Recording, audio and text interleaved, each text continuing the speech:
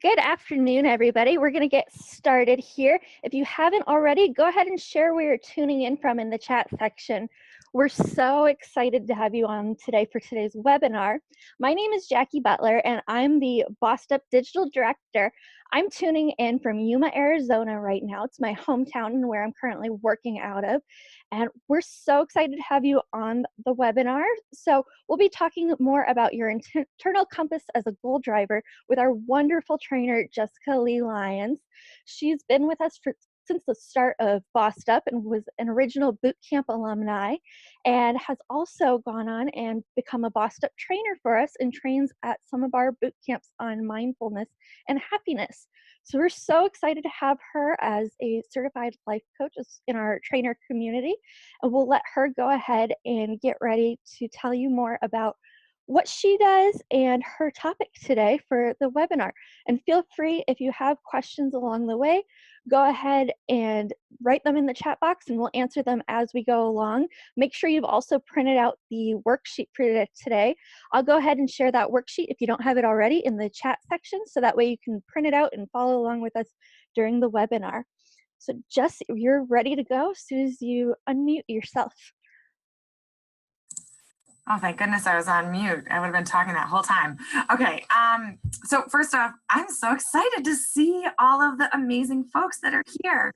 I see a lot of very familiar names, and that makes me thrilled, which also means that I think that there are some folks that are experts in this anyways. They've walked through it themselves.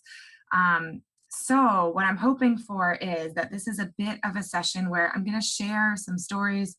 I'm an Italian woman that grew up on storytelling, so I'm going to share some of the stories throughout this presentation today. And it's also going to be a workshop time for you to do some of this work. There are folks that are really versed in this process that are here today and probably will have some wisdom to share. And at the end, there'll be some time for some Q&A if you want to go a little bit deeper, or if you want to share something that's worked for you. Jackie just shared the worksheet. Even if you can't print it, I really recommend taking a look at it, because we are going to use it today, and you can jot some of those things down on your computer or on a notepad. So a little bit before we start, Jackie, thank you for being here. Thank you to Bossed Up and Emily Aries for creating this amazing space of women that are coming together to talk about their goals and moving forward in their life with the most power. A little bit about the internal compass. I always start by asking if you have ever been someone who has found yourself in the middle of a fog, been confused about where to go or what to do next. And if that's you, if you have experienced that, and I'm so one of those people, I just want you to put yes or me too into the chat box, because it really helps us to see that there are other people that have also lived through some of these things. It helps to know who those people are, and it builds a little bit of solidarity. Yes, here, I hear that, Lydia, on one right now. Just came through one, actually. All of 2017 was a lost phase for me, and I had to do a lot of deep listening. Yes, Charity. Okay, so we have people that are in it, in this moment, and we have people that know that space, that have lived there before. So remembering that, yes, ME, thank you. Okay, lots of folks here, lots of wisdom in this room and together, knowing that we can find our way forward. So we're going to use each other as resources. A little bit about how this process came to be, literally making your internal compass.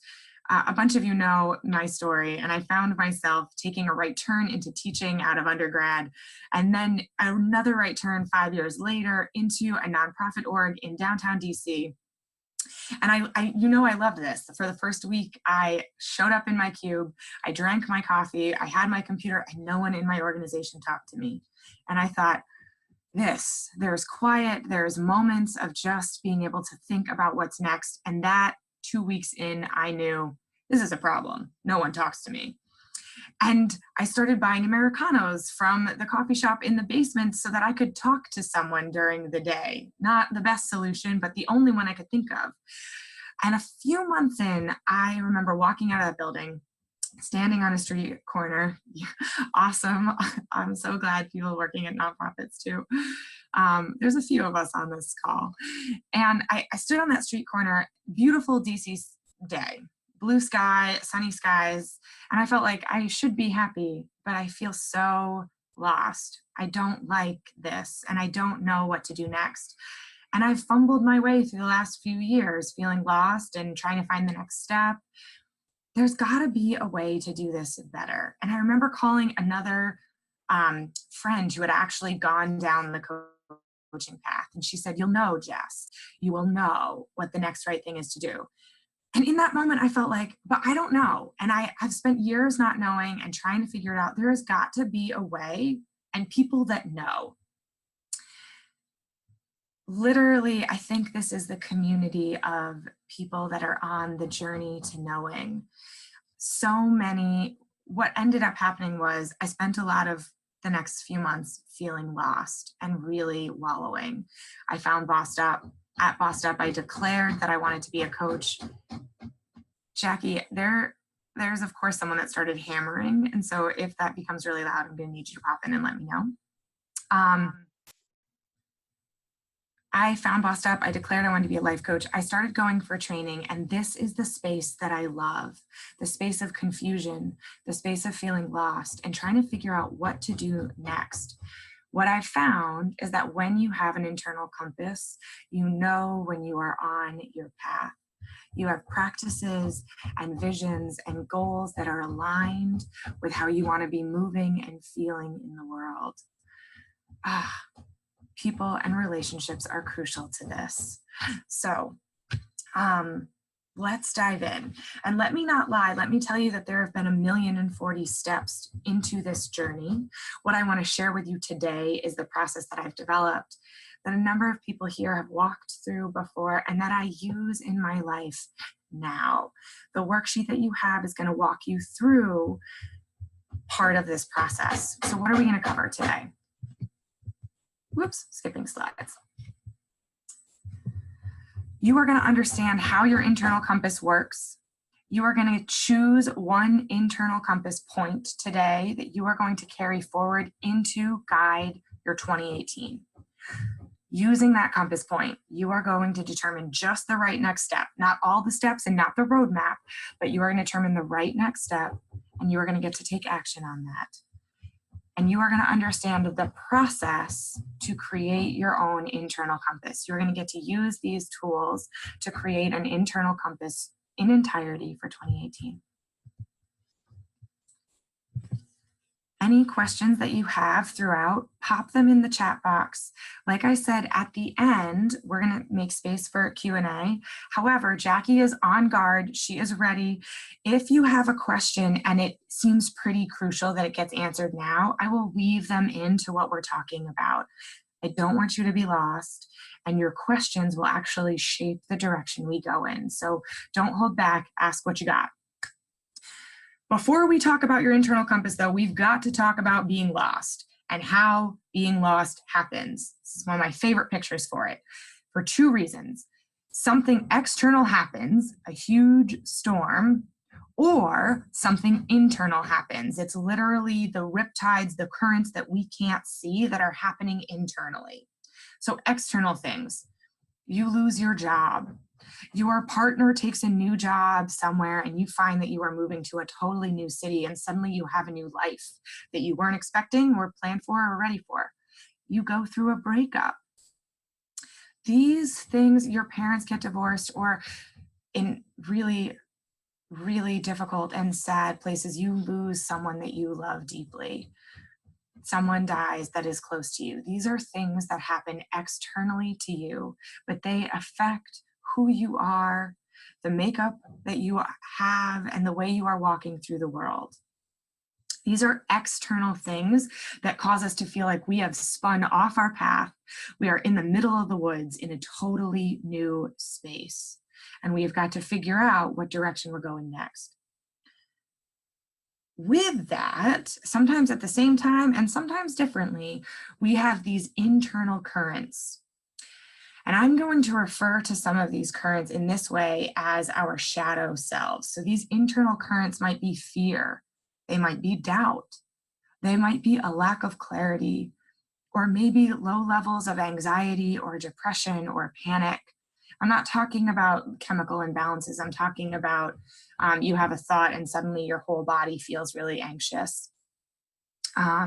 Those places, those are internal currents. No one can see by looking at you that you feel this crippling doubt, but you know because your thoughts keep looping. Those internal currents I often refer to in this process as your shadow selves. They are the parts we don't want anyone to know exist, especially not in our Instagram perfect world. We don't want anyone to know that they're there. And sometimes we don't ourselves want to pay attention to them. We want to bury them, or we go numb, or we disconnect. Now I'm talking about them because they're integral to your internal compass. We don't have time today to go deep into them. This is your shadow self is for an emotional ninja webinar that is going to happen next year with Bossed Up. So you can tune back in for that. But I want you to know that they're there, because when doubt comes up and sometimes knocks us completely off the path we thought we were on, we're afraid to do the thing we wanted to do, we also end up in the middle of the woods wondering about how to get back. And we have to learn as individuals, as people, how to be with our shadow selves so we can listen to our internal compass, how to let our shadow self take us off and not be freaked out by it, and use our internal compass to come back to our path. Just ways that this is happening. So, what is your internal compass? Your internal compass, you know you are living in your internal compass when you're being guided by your compass, when you feel like you have excitement, you are expanding, you can take a big breath, when you feel like you know where you're going, even if you can't see the end goal, you feel like new information is happening. Some people refer to their inner compass as a state of being. A really easy question to ask yourself is, how does it feel? What feels good to be moving forward on in your internal compass? And I would say this is something that's kind of new that I've been playing with, but it's a really condensed version of your values. Your internal compass is telling you what your values are, and they are guiding you down a road, and you are learning about how those values cause you to make decisions. So, how do we do this? Your internal compass in this process, in the way that I teach it, your values, your state of being that's most powerful for you, comes often from your body. We live in a world and a society that says, think about the answer. Tell me the answer that you got in your head. And I know this because I spent a decade in classrooms and education and teaching. Tell me about your thought process was a question that I always asked kids. So they're always thinking about how they thought about the answer. This is problematic because what we know is that 80% of your body is sending 8 times more signals to your brain than your brain is actually sending to your body. But most of us are only taught to pay attention with our brain. So we're always trying to use our brain to think about the solution. So I'm going to use a little example here. When I started the internal compass work, before I even called it that, there was one year that I picked a word of the year. Have you ever picked a word of the year? Does anyone have their word of the year? Actually, if you have your word of the year, and no pressure if you don't, pop that into the chat box. We're going to use it later. So I picked a word of the year this one year. It was called nourish. I wanted to feel nourished. And the reason why, in very intimate ways, is because I had wrestled with my body for years. I had gotten a breast reduction at 24. I had wrestled with the way I looked. I had body dysmorphia, and I struggled with food. My relationship to food was not healthy. And I could tell because I was often uncomfortable. Like I ate to feeling uncomfortable. I can put away a bag of Oreos, the whole thing. And I say that because I knew that I was building a relationship with my body and I wanted to continue building a relationship that felt healing. So I wanted to choose Nourish.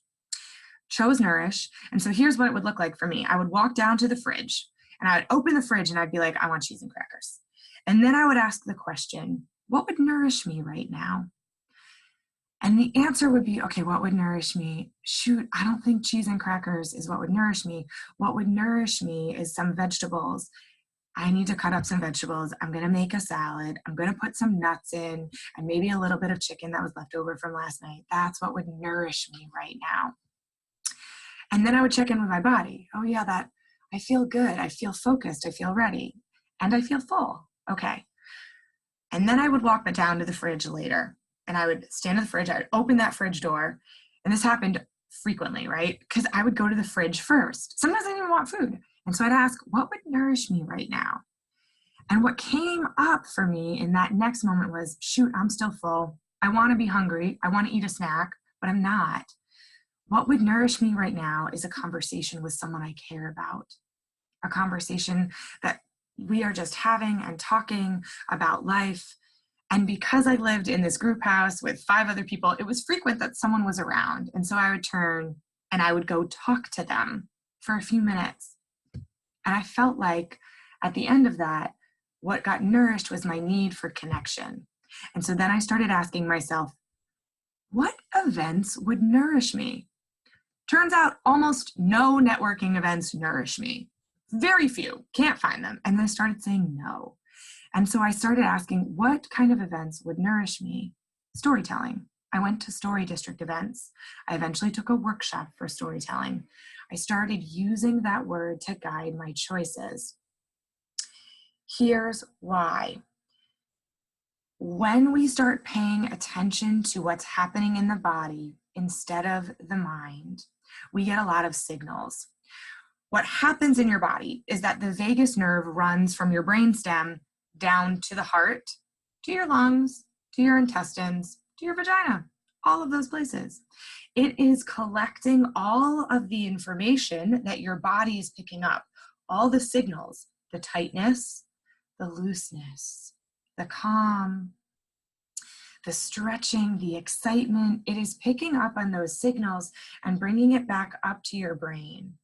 But because we aren't taught in the society that we live in right now, in Western culture, how to pay attention to your body as data, we're only relying on this one part. Your internal compass, and some of what we're going to do today is tapping into what you notice in your body. Some people are going to have a lot of practice. Maybe they've been going to meditation. Maybe they've done work with me. Maybe they've done work somewhere else. Maybe they've gone to yoga. And so they are going to have some information. If you are new to this, this is going to be new. And you are just starting to collect your data. Everything is perfect here. But I want you to know that I'm going to be asking questions about how your body gets and checks its information. Okay, so how do we do an internal compass? Here's what I found. A word of the year is amazing. It guides a lot of choices, but it's not enough. So when I share with you that nourish is one of my words, nourish was actually, it was a west, an east, a south. It was one of those. Because here's my north. My north is joy. And I found this out in a really interesting way. I took a job prior to my nonprofit job where everything was fun. Literally, my bosses said to me, your job is to be the most fun person in that school. And I heard that information and I thought, oh my God, this job is made for me. I love joy. I want to bring joy. I can't believe someone gave me permission, because I'd worked in schools prior. I had worked in classrooms and there were a lot of hats that I wore, and joy was only one of them. So I was thrilled. I went to school and I sang in the hallways because I was allowed. I taught cheers to the kids. We played community games. We talked about how community was important. I taught the staff how to bring play into the academics, and it was so fun. It is the most exciting place. Our north tends to be the thing that people are referring to when they talk about feeling happy. A very high excitement place that makes us feel really excited about where we're going next. My north was joy. And then what happened? Literally a couple months in, I started losing my voice on Wednesdays. Wednesdays, I would start losing my voice. And by Friday, I was so hoarse that I'd already you couldn't hear me, and it was painful to talk. Talking was painful. I literally put myself on house arrest on the weekends. It was horrible for me because what was happening was joy is not the only place that I can function. What I found as I went through this process with women is that north, that is so true to who you are. It is a deep part of you. It is the part of you that feels excited or passionate. It moves you forward in the world. You cannot have that north, though, without a south. And here's what I hear from women all the time. That south is a lot quieter. That south became nourish for me. Oh, I have to feel nourished. And sometimes that means napping. And sometimes that means talking with someone without an agenda. What women say to me about their south is it feels grounded, trust, truth, centered, open, quiet. Your south and your north are different, and they're both essential. What this means is that you can feel like you're on your path with your joy, in my case, with your nourish, but they're different senses. And we have to find a way of balancing both. You've got to get both. Your east and your west. So north and south, they tend to be inherent. They are who you are. They are the way that you show up in the world. They're natural. You find them pretty easily when you are given the space to do so. East and west are different. East and west tend to be the places that we are growing into, the things that we want that we don't have yet, that we want to embody and bring to other people, but we don't know how. Those yearnings, those are your east and your west. You are growing into those. And they tend to change as people grow.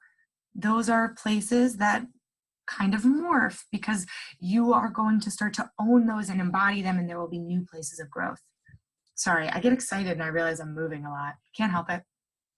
Okay, so let's start a little bit with some of the work for you. I want to share this quote with you. It is one of my favorites. It reminds me that the lost spaces are necessary. I wish we would stop rushing through the lost. If we would stop rushing through the lost and sit the heck down for long enough, we would hear and see the path that is opening. This quote comes from one of my favorite books, The Passion of Mary Magdalene, and the author says this. I have to even, I think, move this a little bit. Going, loving, leaving, returning, all. He thought he had done it all wrong. He thought he had lost his way. And so he had. Being lost is the way, I tried to tell him. How else can you be found? Every lost moment that you've lived through has given you threads to walk to the next port. Every single one. So if you're in a lost moment, do not despair. There is wisdom here. We're going to find it. We are going to sit long enough to see it. If you are in a found place, hats off. Those are my favorites. And you will be lost again, and it will be okay. All of these are tools that you can use. So what I want you to do, if you have the worksheet in front of you, you're going to pull it out right now. If you don't have the worksheet, you are going to grab a pen and paper, and you are going to jot a few things down. I'm going to take a look at the chat while you jot, because we're going to start incorporating some of those components in. I want you to write down, just as fast as you can, what you crave. I crave ... and I need to give myself permission for. Jot down just a few thoughts on those.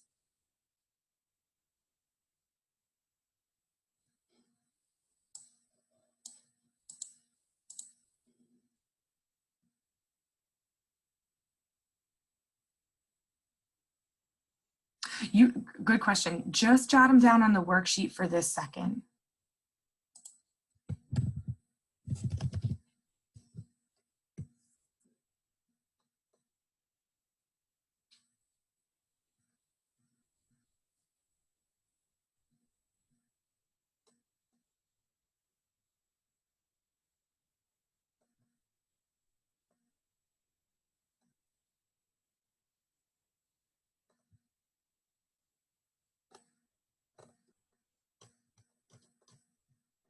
Okay, perfect.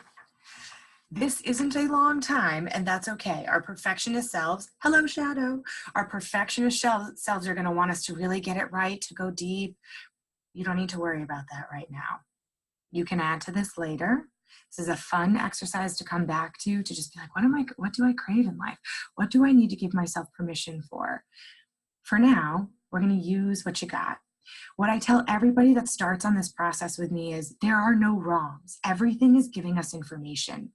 I am going to stand with you on the edges today to make some choices, because choice tells us a lot about what we're going to do next. You get to choose, you get to take in the data, you get to decide what happens next. So you might write down some things that when we get off today, you're like, nope, not a part of my internal compass, don't like it. Great, you have more information, you won. So I'm going to ask you to make some bold choices here. Okay. So you're taking a look at your choices, things that you crave, things that you need to give yourself permission for. Okay. If you are open to sharing, I want you to pop a couple of those things into the chat box. What were some things you crave? What were some things that you need to give yourself permission for? You got to breathe through.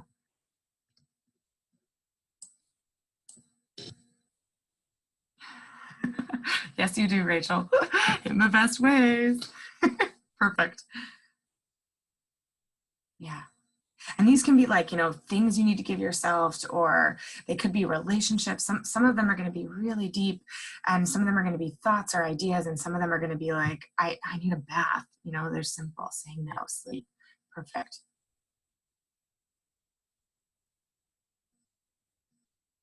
Perfect. Okay. All right, we've got some really juicy ones. Now, okay. And as if I haven't said okay enough times. This is great. I want you to take a look at some of the things that you wrote down. Some of these are concepts, concepts like calm, balance, choice even. I see understanding, I see energy.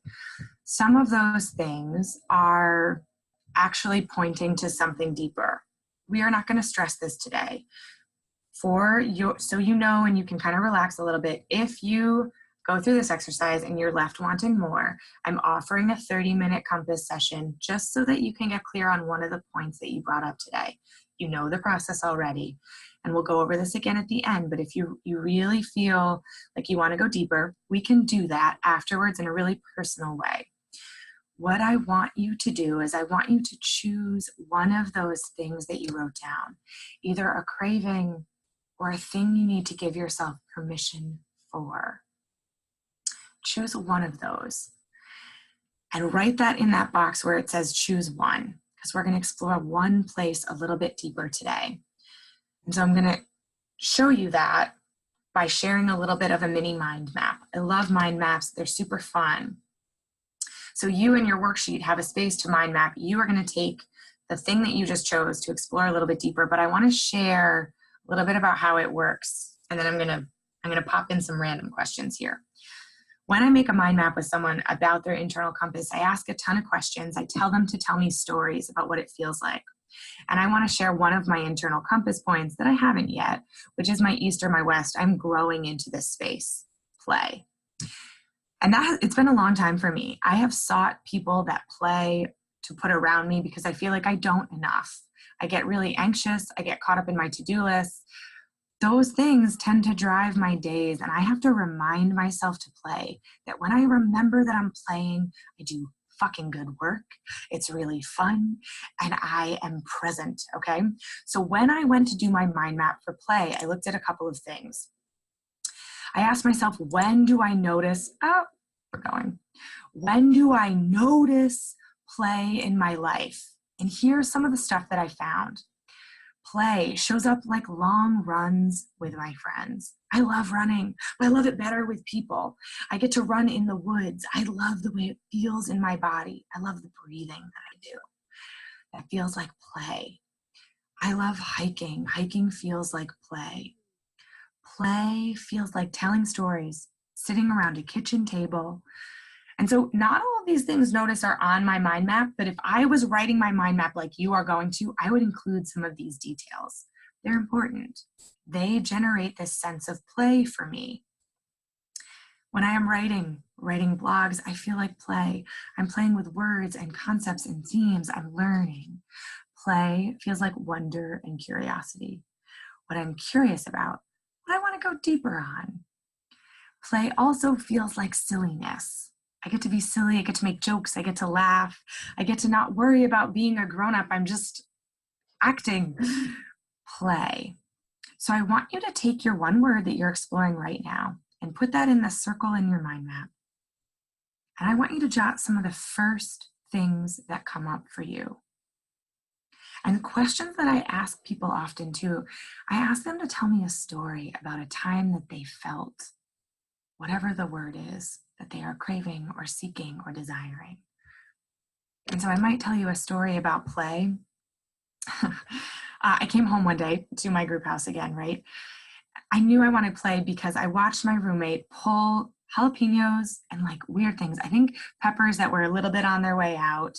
And I think some like rice that was a couple days old and some herbs of some sort. He pulled them out and he put them on the counter, and then he got down on his knees and he just looked at them, you know, from a kid level, from like, that's all he could see. And I was like, what are you doing, Bri? What's happening? And he goes, I want to know what it wants to be. I want to know what dinner wants to be. And then he went over to our bulk section and he pulled off all of these ingredients. I don't even remember because these are things I never would have put together. And he did. He tossed spices and onions and garlic, and our dinner was made all in a space of play. It was delicious. I don't know what was in it. That's the kind of play that I want to cultivate. The curiosity, the looking at what is, being unafraid, and just trying things. Play. So I want you to think about your word, maybe a story that comes up, someone that you know in your life that embodies it. And then I want you to add something a little funny. If this word in your mind map had a color, what color would it be? Just jot down the color. Don't judge it. Put down the first color that comes to mind.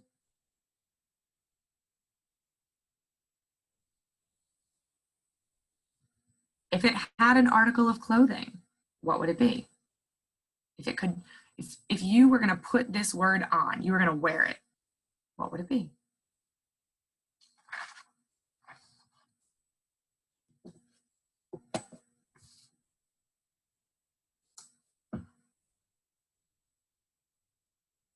And then the last one, I like to ask this in two ways. Is there a song, it's like the theme song for this word, that comes to mind? Or if you could stare out a window and there was a landscape that you could look at that would remind you of this, it would feel like this, what would it be?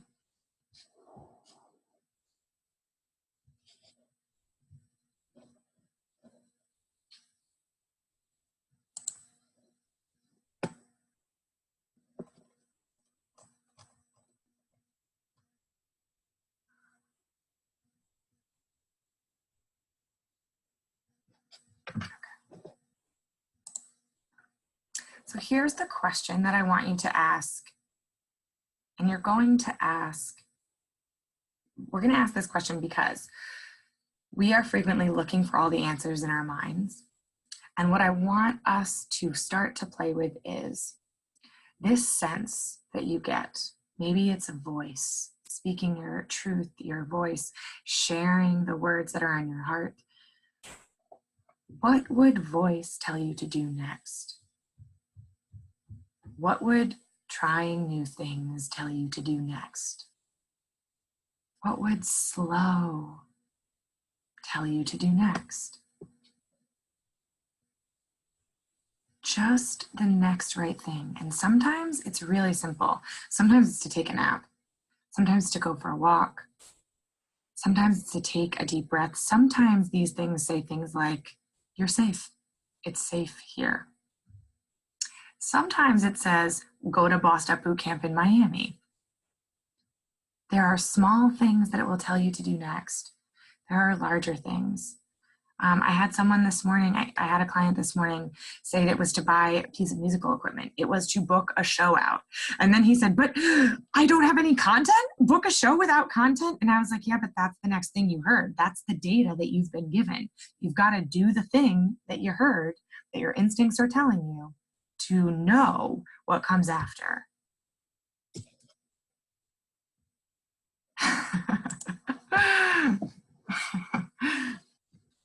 I'm laughing at Shannon's comment. I want that voice.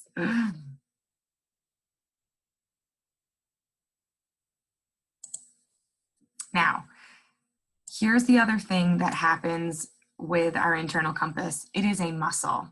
So whatever word you chose and the things that you wrote about, they are muscles. They're going to have muscle memory. There's data from your body. We would go deeper in understanding what it's actually saying. And I'm going to get to that in a second. Okay, how do we know and start to reflect on what is this saying in our bodies? How does our body register this data? Here's one of the ways that we know. We practice, literally like going to the gym.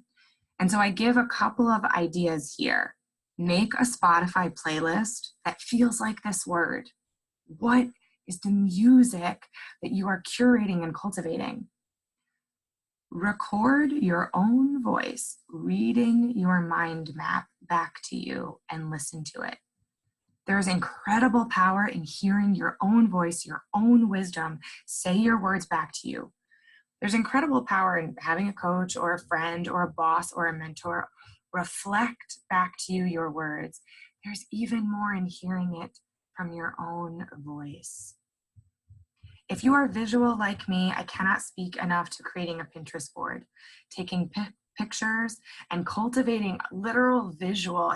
It's why vision boards are so powerful, because they're visual. Just not all of us are visual people. We don't need that. Some of us are auditory, some of us are music. Make up your own song or poem with your word.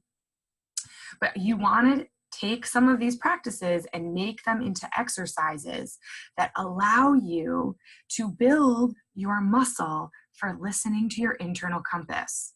This is not something you want to come to when you need to. Oh God, I got to make a big choice about where I'm going to live or when I'm going to move. This is something that you want to be building so that you can turn to it and you can know. Okay. I've moved through a lot of these components really fast. What I want to know is, if you are open, will you share the word that you chose to explore in this chat box? Right here, right now. In a couple minutes, we're going to open up for Q&A. And so if you are open to going deeper, this might be a really useful place for you and for anyone that's listening. If you have questions, this is a really cool time to ask them, because A, I get to answer them, B, you get your question answered, C, everyone else that has the question that isn't asking it also gets to get to a deeper understanding of themselves. Okay, so we see bravery, excitement, interaction, creativity. You can also, if you are feeling nervous about it, you can directly message me by changing who gets to see, if that's something. And you can also directly message me or Jackie if you want to ask a question, but you don't necessarily want to be, you don't want to claim it. Anonymous is great. We're open to that. Okay.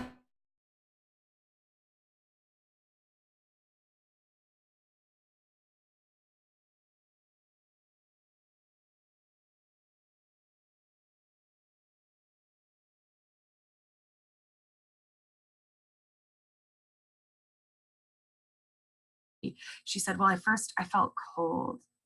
There's a coldness that came through. So things like chill or chills or tingles or cold or heat, these are ways that our bodies process through emotion, which is just energy in motion.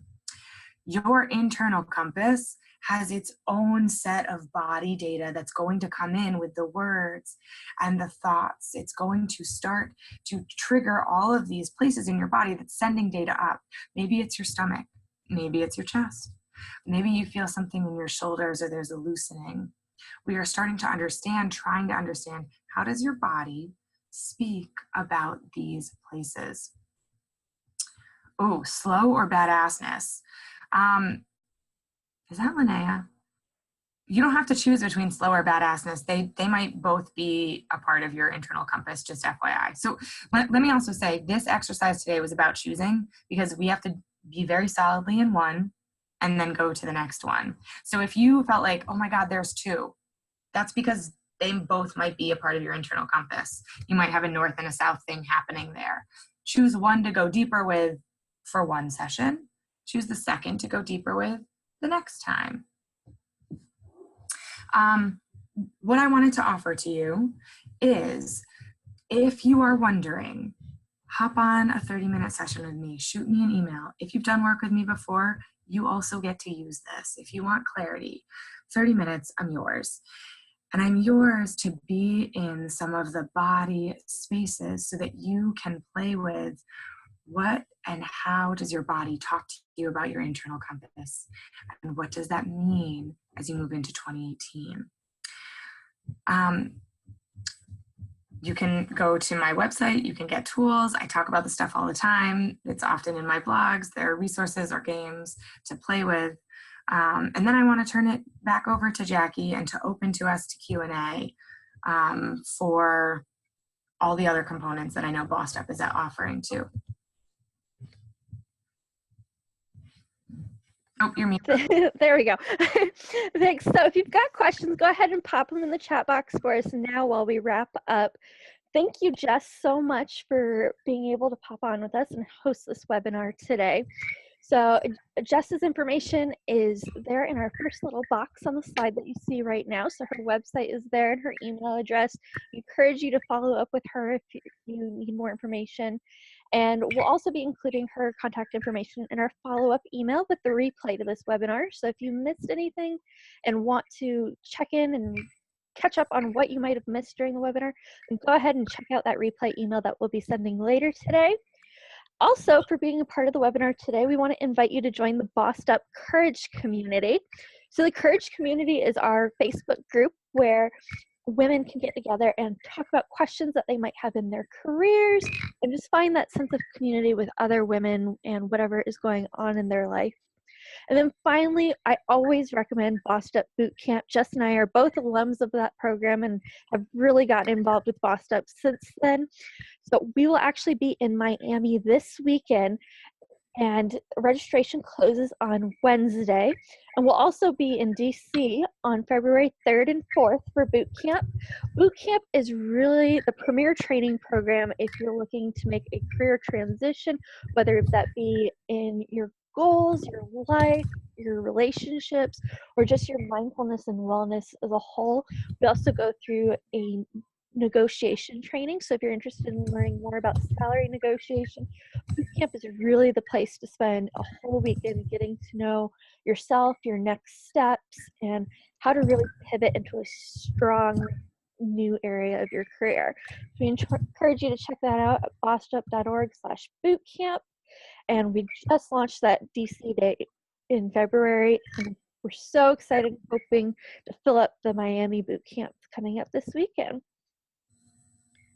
So again, if you have questions, go ahead and put those in the chat box and we'll try to address those as best we can now. Y'all, is there anyone that has a, Jackie and I talked about this earlier. Jackie, can we make people, like, can we hear their voices on here? Is that possible? Yes, we can make it so if you want to ask a question or talk more, we can let you in on that. We'll just switch you to a panelist so that you can come on and be able to ask your question.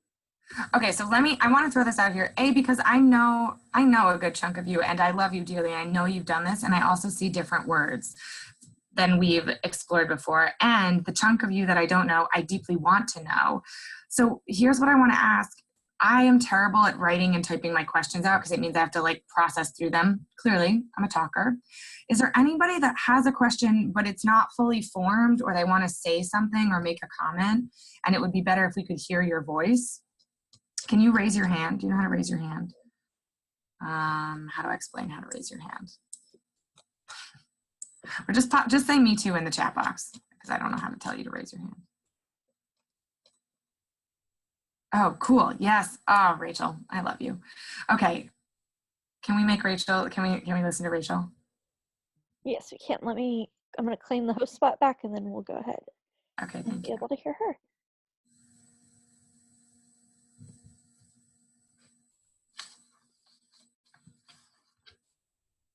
Can you guys hear me? Yes. Yeah. Awesome. Cool. So thanks so much, Jess. This is really awesome. And this is actually less of a question and more of just a quick testimonial. One thing that, one of the biggest things that's very small that I got from coaching with Jess is acknowledging yourself at the end of each day. Or basically just like, I feel like we all, especially as women, really beat ourselves up a lot about not getting things done. And I think that one thing that's really important for us to remember is that of having like a done list, or just being able to acknowledge the little things that you did. You know, I acknowledge myself for getting out of bed today. I mean, it can just be small things, especially depending on your, mental state. But I think it's just really important to do that. So I just want to say acknowledgements are super important because it's actually changed my mindset after practicing it for a while. So it's definitely helping me be a more positive and, happy person. So thank you. I love you. Thank you. Oh my God, my feedback. Which would, I'm just gonna add to that question that is in the worksheets about permission. What do you need to give yourself permission for? That often brings up some pretty, just really juicy spaces for compassion, spaces for empathy. And so I would encourage you to go back and look at what you need to give yourself permission for right now. It probably holds some keys to your internal compass. And it is definitely the space that a part of you is craving acknowledgement for. You can't be too generous with your acknowledgement of yourself at all. If we are not seeing ourselves, we are also not able to see each other in the world. It's one of the biggest gifts you can give to yourself. Rachel, thank you for calling that out and calling that in, especially in this time of the holiday season, because I feel like there's a lot that's often demanded of us. Perfect.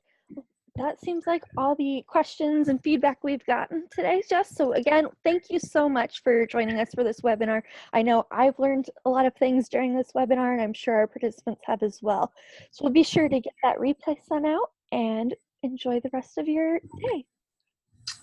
Thank you for having me, for creating this opportunity, and for bringing all of these amazing people. We had 38 people here live today. Love all of you. Gosh, thanks, Linnea. Thanks, Alec. Okay, I will talk to you later. Yes, bye.